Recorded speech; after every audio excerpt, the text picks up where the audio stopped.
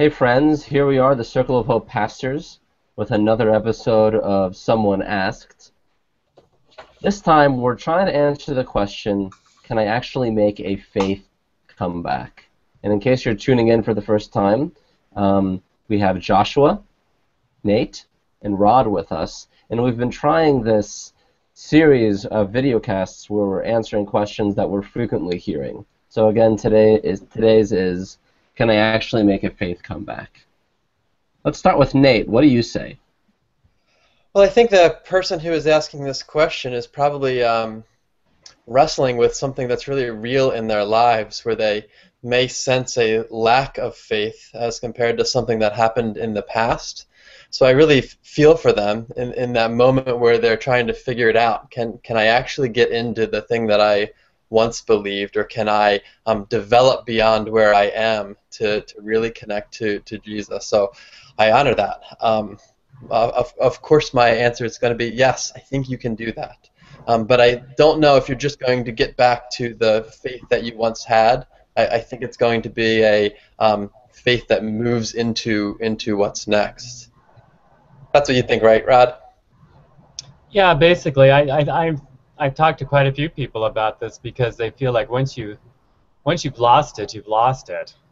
You know, they have gotten out of connection with people who encourage them. They stopped doing any disciplines. They don't pray. They didn't move on. So now they feel like they're kind of dirty or something, or have feel ashamed, or they're just embarrassed to even think about making a comeback.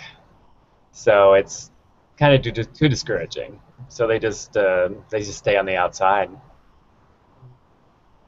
Someone came into our public meeting on Sunday, and I hugged them, and she said to me, "I'm back. I need to make a connection," and so that's really encouraging when somebody has the courage to face the prospect of getting into what's next. I think Circle of Hope really specializes in creating a safe place for people to make their comeback. A lot of times you have people that are questioning or skeptical or trying to find something else besides the faith they grew up with. And I think with our public meetings and ourselves and our community at large, often offers them an opportunity and a space to, I guess, fall back in love with Jesus. And I'm personally prepared to walk with somebody where they are towards Christ and towards new faith. I think we shouldn't underestimate, for those people who are doing that, that how difficult that really is, because most people think that having faith is some kind of internal intellectual argument you're having with yourself. Most of the time it's between science and religion, or some other dichotomy that doesn't really mean that much. But faith is very much a social process. We have a relationship with God, and we have a relationship with His people, and we were designed to be in those kind of contexts where we actually have that kind of love and truth that's a part of our environment. And most people don't think that that's really what this is all about. They think that it's all happening inside of themselves. And it would be great if they thought that just getting into the community and letting it kind of develop was an okay thing, but generally they think they're supposed to have it all settled before they even come in the door. Yeah. Joshua, what do you have to say? Well, when Rod was talking about shame a bit ago, that really struck me, because I think if you're somebody who, say, was part of a local expression of the church, like Circle of Hope, and you're part of that and then you're not, getting back relationally for a lot of people I've talked to is just as hard as deciding, some identity difference with being a Christian. But the, faith itself, I think, needs to be more than a belief system, but it's getting back into the water. It's the molting cicada having something new and being reborn, more than it is just attaching yourself to people or a cause or a belief system. We're talking about connecting to God and people. Right, and those connections are kind of fragile.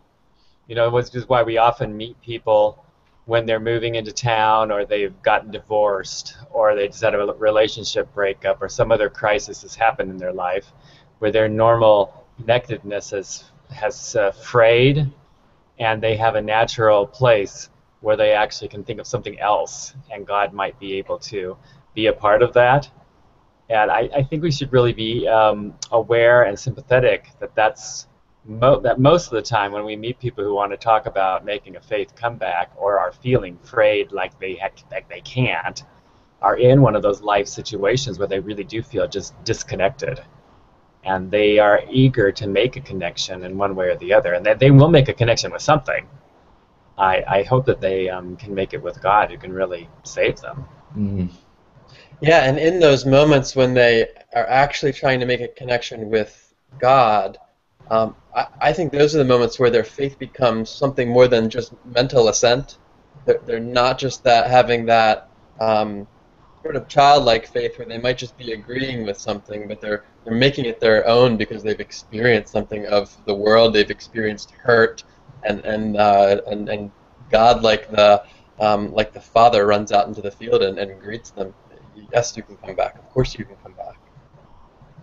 But like you said earlier, you'll probably come back as more of an adult than when you left, and you'll have something a lot deeper, or at least a lot more, broader, wider than you lost when you left the first time. Mm-hmm. You know, and that whole sojourn you had among, like the prodigal son having among the pigs or whatever, will take on a new meaning too. You know, and actually seem like a journey probably towards some place you didn't know you were going. Now you think you're back, but you're probably in a brand new place of deeper faith, like you were saying earlier. I like the image of the prodigal son that you guys are bringing up, because he returns back to his family, and church really is the community, the life together, the one body, the body of Christ.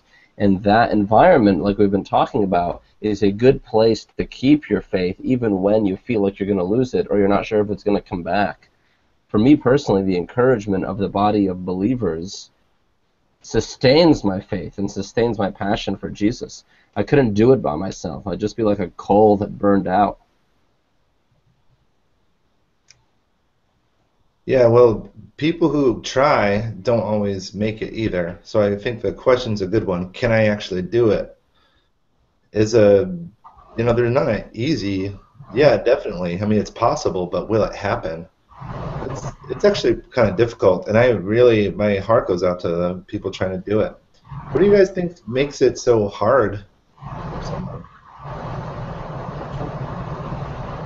Well, I think we've talked about it before. I mean, one of the reasons people lose faith is because they get disconnected from people in the church. It's not always God. Maybe they've never had a decent connection to God, so that really doesn't work for them. But they often get disconnected from even a chance to have a relationship with God because their relationships in the church have been so bad. And Christians can be so difficult, and the whole experience of being in a community be so difficult for them that they end up just getting pushed out. And that's one way I think it happens. I think it's also difficult, Joshua, because we have preconceptions of what it looks like.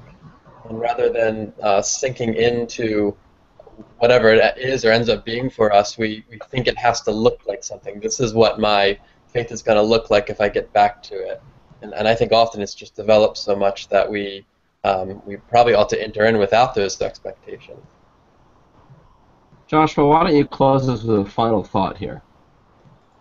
Sure. Somebody who's wondering about this, you're wondering about it because you have a urge, and I think you should follow that question, and offer it to God, and actually talk to some people. If you talk to me, talk to any of us, and we'll, help you walk through it. Not everybody has the same journey, so we're not trying to just cram people through some kind of, industrialized version of faith development. Well said, Joshua. Thanks for listening, y'all. Subscribe to this channel, like this, share this on social media, and even give it to somebody who you think could benefit from the dialogue that we've had, somebody who might be looking for Jesus after being away for a long time, or maybe never finding him. let's use this even as a tool to bring people into the fold. God bless you. We'll see you next time.